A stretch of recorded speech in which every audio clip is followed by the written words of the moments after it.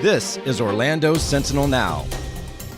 Hello, it's Tuesday, February 1st, a new month. Orlando Sentinel Now here again with Scott Maxwell and Leslie Postal, and they have our topics today. And today we're going to talk about Orange County schools giving students pretty much a mandate: come back to school or declare yourself as homeschoolers. Also, we're going to find out about Florida lawmakers wanting to add a layer of secrecy to executions here in the state. We'll find out what that means. We're going to start here with Leslie Postal. So, Leslie, Orange County school students that have been working at home because of COVID are pretty much being asked to make a decision: become homeschoolers or get back to campus. What's going on? That's right. At the very beginning of this semester, right after the winter break, the superintendent did say, to parents, if you're super nervous, remember Omicron was really surging at that point, you can keep your kids home. They won't get, they'll have excused absences. They just have to keep up with work that's posted online. But now they've said that can no longer continue, really starting today.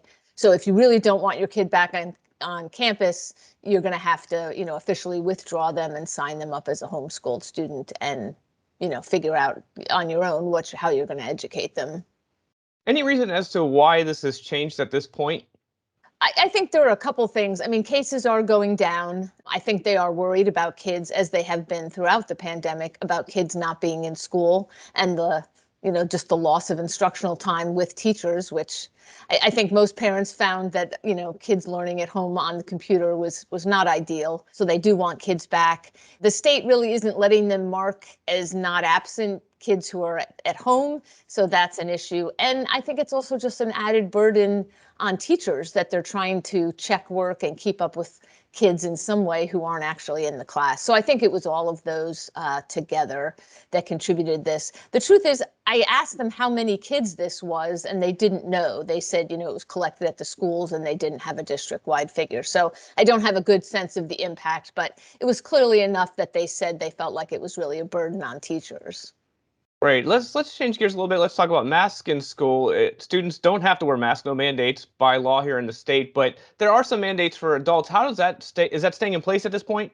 Yes, that initially was going to end at the end of January, but the superintendent said now it will stay in place through February. So all employees, any parent visiting campus, anyone else visiting campus, a vendor or somebody doing business at a school campus, everybody has to wear masks in school buildings. Yeah, for the most part with COVID-19 in the school, it seems like it's been a bit of a revolving door. Students will get it and they'll stay out. That seems to be the case. Stay out for a few days and then come back. Yeah, I mean, it really depends. The state is has made it pretty much up to the parent what happens, unless the child is positive, then they do have to stay out. But as far as exposure, that's kind of up to the parent. Certainly the number of cases, as we wrote a few weeks ago, has been very high, and the number of absences has been very high. And I think that feeds into all of this, that if they would like kids back in school. There's been a tremendous amount of absences, and when kids miss school, they miss learning. That's pretty clear. All right. Well, more on that on OrlandoSentinel.com right now. You can read into Leslie's report right now. All right, we're going to change gears here to Scott Maxwell. So, Scott, Florida is one of the states still doing inmate executions, and there wants to be an added layer of secrecy by lawmakers on how they are performed. Tell us what's happening.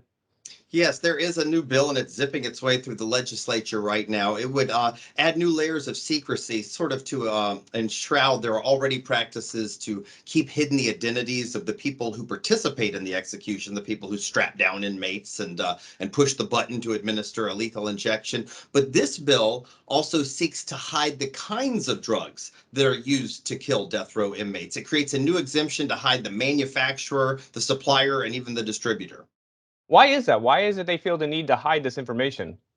Well, the main reason is that drug companies don't like their drugs being used this way. If you think about it, the drug companies say they created these pharmaceuticals to enhance lives or to heal lives, not to take them. And some companies, when they've learned that states are using their drugs in these unintended ways, have objected or even wanted to stop selling the drugs to those states. In fact, Johnson & Johnson had a division that when they learned Florida was using one of its drugs to sedate the inmates before they killed them, they issued a statement that said, "We discover and develop medical innovations to save and enhance lives. We do not condone the use of our medicines and lethal injections for capital punishment." So Florida's decided it can stop the objections if it doesn't even let the companies know they're using their drugs.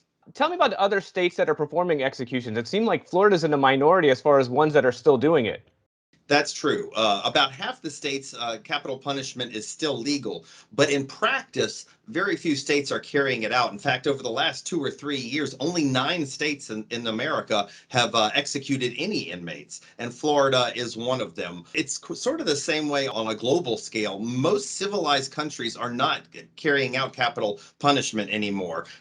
Great Britain, France, Canada, Australia, there's no capital punishment. The countries that do are more like North Korea, Saudi Arabia, Somalia, Iraq. That's our teammates on this, which I think surprises some people. And the basic reason for that is that countries have learned that capital punishment doesn't deter murder.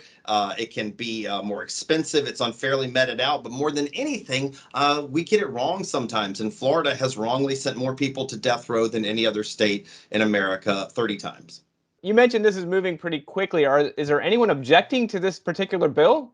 Yeah, that is interesting. It has been pretty unanimous support, both Democrats and Republicans. The First Amendment Foundation, which doesn't like secrecy in government at all, and nor do I for the most part, nor do I think most citizens do, has strongly objected. And after I went back to some members of the committee, for instance, Annette Taddeo, she is a Democrat who is running for governor. I said, why did you vote for this secrecy? Annette Taddeo said she hadn't understood the bill completely when she voted for it, and now she is going to make an effort to try to kill it.